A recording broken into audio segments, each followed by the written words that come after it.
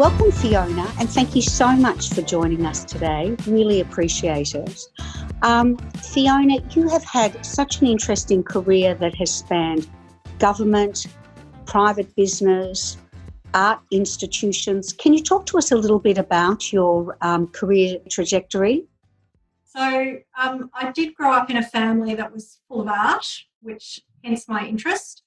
My uncle is an artist, and within our household we consumed a lot of books and music, particularly classical music. In fact, only classical music until my brothers and I were old enough to discover popular music. So I guess it was just always part of our life, art. Having said that, I actually studied maths and sciences at school. I guess I was keeping my options open, but once I got to university, I really did study art history, and my career sort of went from there. I went to London to the Courtauld Institute and did a master's degree there in curatorial studies, fully intending to return and become a curator. But my career got sidetracked a bit into politics for lots of reasons that we don't have enough time now to go into. But I managed to combine both my interests. So I was able to end up working for the Commonwealth Minister for the Arts. So I worked for two ministers as an advisor and then chief of staff. And I guess why that was great is because you got exposed to so many different things and so many aspects of the sector that you were interested in. Ranging from museums and art galleries to the screen sector to the performing arts. So rolling forward a little bit, I guess my current role is my ideal job because it combines all of those things. I've always had an interest in the private sector, and I did a lot of policy work around that when I worked for the government. So it's good to be able to put all of that into practice in my current role. Yeah. And you also worked at the Wheeler Centre for some time. How was that experience? Well, it was an amazing experience, particularly because it was brand new. It was a startup, and there's nothing more exciting than the energy of working in something from the very beginning. So my role was as the fundraiser, and I had to raise funds from people before we'd even put on a single event, which was quite a challenge because most times when people are fundraising, they've got something quite concrete they can sort of show potential funders. So I really had to, I guess, sell the concept of what we were doing. And I found the other thing that I guess appealed to prospective donors or investors was the personnel. And that was a really interesting thing for me to learn, that people invest in other people. And so we had a team, that very small initial team before we were sort of really launched, were people who were really experienced and experts in what they did. So that was part of what enabled me to attract interest in the Wheeler Centre before it had even had a single event. Yeah, and of course it's positioned you really well, I guess, being on the quest for funding side, to then move into your role at Creative Partnerships Australia, which is all around encouraging philanthropy into the arts.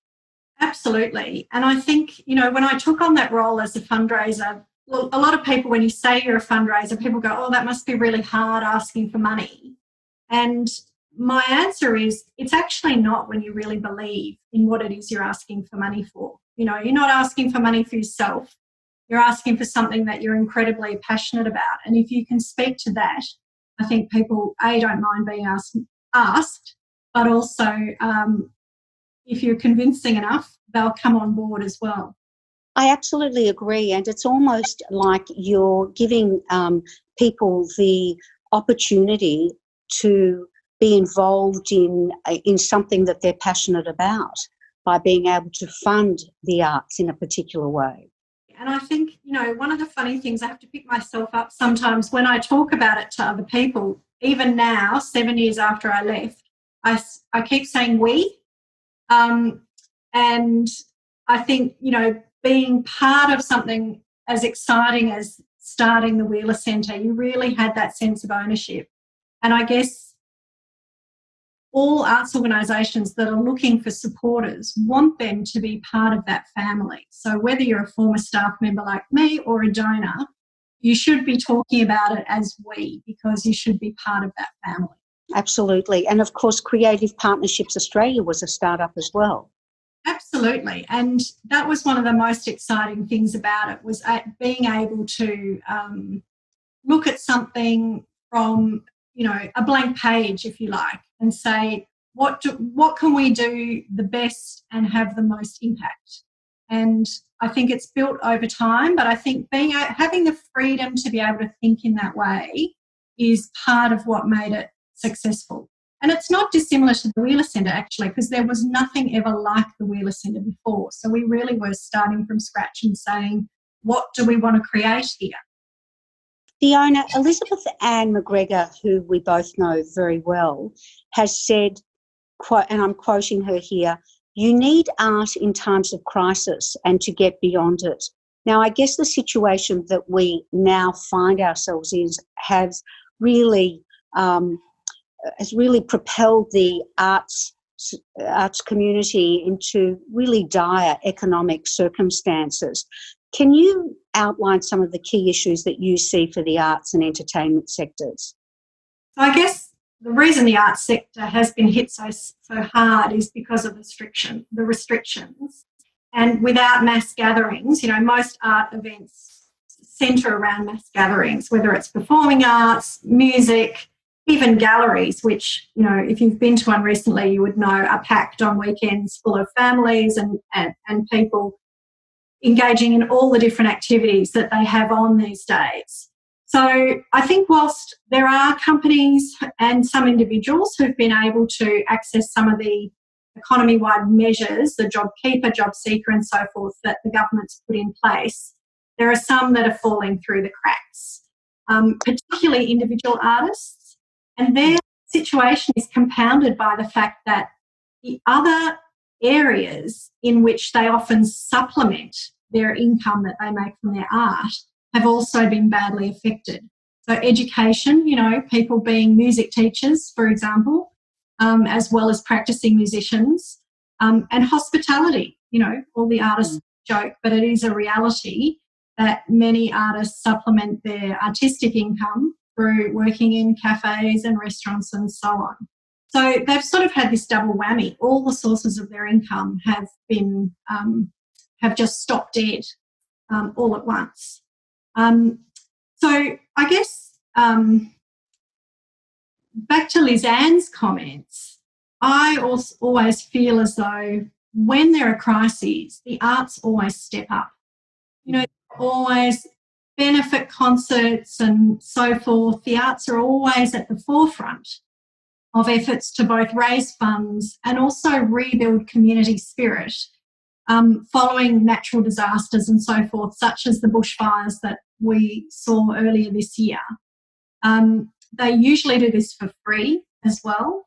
So it would be really nice to see support from the broader community following COVID to ensure that these people are looked after both during and as we emerge from COVID. Yeah, I couldn't agree more. And I think that there are a number of different foundations and organisations that are trying their best to make sure that the arts and artists stay alive during this difficult time. And it has spawned some really creative endeavours, though. I was watching the most fabulous little series called Love in Lockdown. I don't know whether you've seen that, with Eddie Perfect and someone, which is about a ukulele teacher or an artist becoming a ukulele teacher. And each little vignette is about anywhere from 4 to 7 minutes. And it's this relationship that's going on between ukulele teacher and ukulele student in this time of COVID. And it was just so creative and so fabulous, and obviously done just, very, very quickly, but incredibly effectively. So there is a lot of creativity going on, a lot of concerts online. The ACO is doing a number of fabulous performances online. Are you seeing that? I have. I think, the arts have been quite agile in shifting and being able to continue to engage with those audiences who are so important to them to have that direct engagement with. I do think there's a bit of an issue around things being free and, how that can be monetised in the future, I think is something the arts need to look at. And is there much thinking, sorry to interrupt you, but is there much thinking about that going on? I think there is. I mean, I think the sector obviously is going to go through stages like everyone else. And the first one was, oh my goodness, what's just hit us and what do we have to do to look after people in the very short term? But I think we're now reaching the stage where they're doing two things. One is planning for the future when we can re-emerge as the restrictions are wound back, but also really thinking creatively about how we can do things differently in the future. And I think there was always a bit of a concern in the arts that online things would sort of cannibalise live performance. And I think what we know now is that it doesn't. It actually enhances it. It's an additional way for people to engage. And, if you've ever watched a live concert online or on the television, it doesn't make you want to sit in your chair for longer. It actually makes you feel like you want to, next time there's one of those concerts, you want to be there in person to experience the live performance. So I think there's a better realisation of that, and I think therefore the live performing arts sector will engage more with online but not from a position of fear, if you like. Yeah, well, let's hope there is some innovation around that. I hope that there is, and I hope that creative partnerships can actually help that thinking. Yes, absolutely. So like everybody, we've been rethinking everything we do for both short-term, medium and longer-term responses to what's been happening. Great. Fiona, last week in the Financial Review, and I'm not sure whether you saw it, there was an article called Captains of Industry Go Cap in Hand for the Arts. It was a good article and good interviews, but I noticed that it actually only profiled and spoke to male chairmen and leaders in the arts. Do you feel that women in leadership in the arts get a fair go, and I guess women more broadly in the media? I think I did see that article, and it was a good article, but I agree. I mean, it's sort of it sadly doesn't sort of surprise us anymore, and I think we've got to get past our kind of resignation and ensure that there are still actions that we can all take to break this cycle. I mean, the arts does employ a lot of women, and there are a lot of women who are creatives, artists, visual artists, performers and so forth. But the arts, like a number of other sectors, does still struggle to get women at the really top echelons of leadership. And at the moment we're seeing women getting into sort of financial leadership roles. So often arts companies will have a dual leadership structure where they have an executive director and an artistic director. And there are now quite a few executive directors who are women, but more often than not, the artistic director, the person that gets all the glory and so forth, is still a man. And I think we just have to keep looking at these figures and examining them and encouraging different outcomes. I think there are also far more male chairs of arts company boards than female chairs. And I think that has an impact on, the people they employ at that leadership level. And I think we can't rest on it. We all have to keep agitating. And when I say all, I don't just mean women. Men have to agitate for that equality as well. It's not women's job to make sure there are enough women in leadership. It's everybody's job.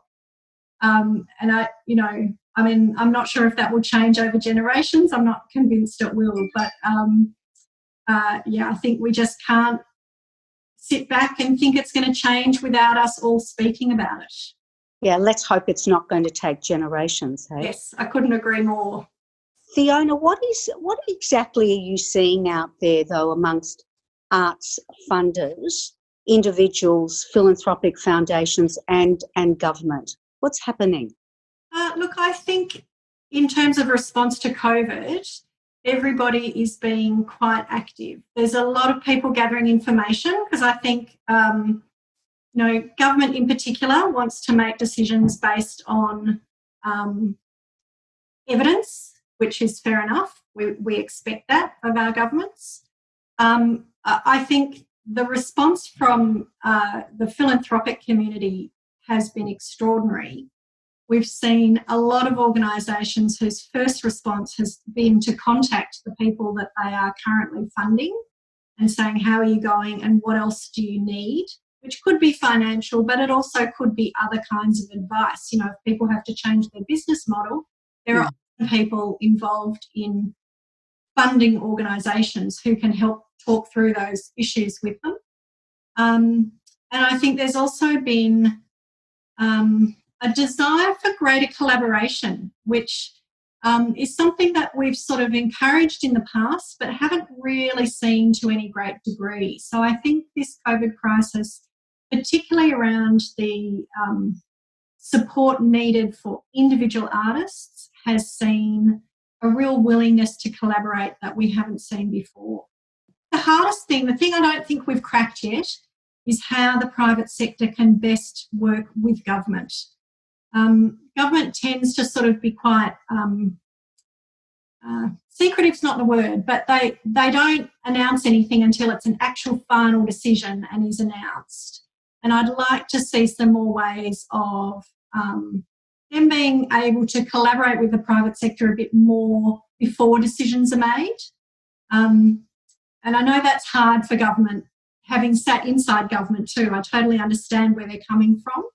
But I also think that the private sector wants to work with government. They don't want to duplicate what government's doing. So if we can sort of create some ways of having better ways to work together, that would be for the benefit of the sector. Yeah, sounds good. Collaboration, it works every time, doesn't it? Yes. And particularly in times of, distress.